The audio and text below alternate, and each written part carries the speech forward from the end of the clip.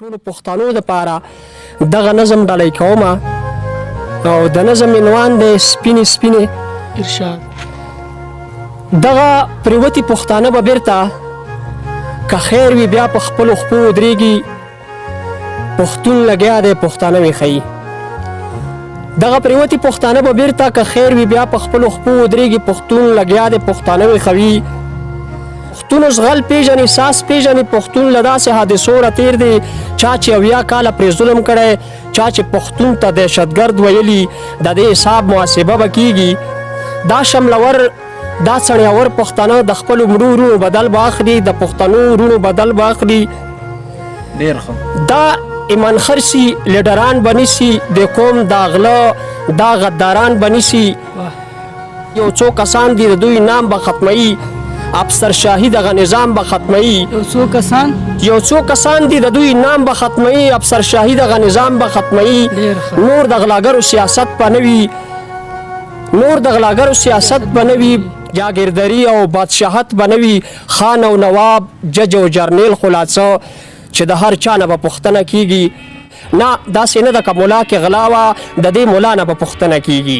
داسې نه ده که مولا کې غلا وه د دې مولا نه به پوښتنه کیږي. دا به ته ووینې په خپلو سترګو اسلام آباد کې چې د امن جنډې د دې نظام خلاف پښتون پورته کي. باچا خاني خوشحال خاني پښتانه دا د خالد بابا نواسي پښتانه کیدای شي دا جنگ فیصله کن ثابت کی.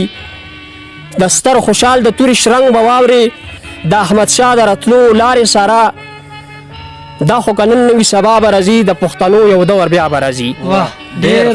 دا خو که نن نه وي سبا به راځي د پښتنو یو دور بیا به راځي. خو د محسن د ور د خولې هغه شعر چې ستا درنې درنې چپېړې اشنا او زما په رسۍ تړلې خپې لاسونه دا ته ونه وایي چې هیر به مې شي دا به حساب کې راولمه یو ورځ.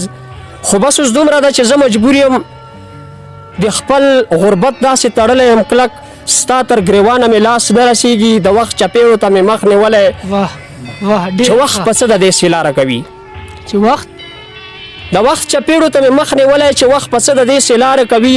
څه وخت انسان غېږه کې نه ځایږي خو بیا څه وخت په انسان داسې راشي مغه انسان وي راځي یو موټي کې. سرونه مات کړو مونږ وینې توی کې خو سرټټي مو چاته نه ده کړي ستا په تندي د غلامۍ مهر دی تا ازادي په سترګو نه ولیده. اول زما پښتون تاریخ وګوره چې مطمئن شي او یقین دې راشي چې زه 50,000 کلونه وړاندې چې پیدا شوی وم پښتون وم که نه. لنګماره ته اوس د دې جوګه شوې چې زه افغان پسې خبرې کوي پښتون پهچان پسې خبرې کوي. تا خدای تعالی څه حیا نه درځي چې باچا خان پسې خبرې کوي. تا خدای تعالی څه حیا نه درځي چې باچا خان پسې خبرې کوي. ډېر ښه سمت هم او تا هغه کې فرق د ځمکې اسمان څه کوي هغه سره اوس ځان سمایې. ستا مشرانو همیشه د پیرنګ سپي لمبولي پالش کړي چپلۍ نه ګورې زه هغه پښتون نه یم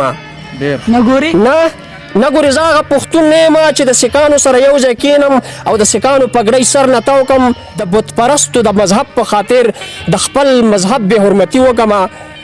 خو زه حیران په دې خبره یم چې څنګه مړه نه شوې ژوندی پاتې شوې. تا ته احساس کمتري نه کېده ته د اسلام جنډې نه شرمېدې او شاید چې دا خلک ته نه پېژاندې د دوی تاریخ مطالعه کړی دی ما دوی به چې نوم د غزنوي واورېدو په هر هندو به سالنډي راتلله ته نن هغوی ته چپلوسیانې کوې ته نن هغوی ته کته او پورته کېږې. 19 دنیا نشل کېږي شله ګېدړه ځان نه مه جوړوه ازمری جوړ شه چې د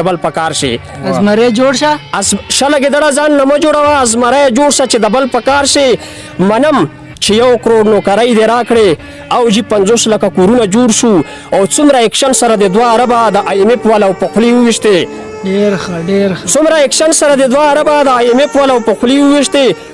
دروغ یو داسې فرموله ده صاحبه دا هر څوک ویل شي په دې ټیکس نه راځي خو صفایي طریقه کار غواړي لږ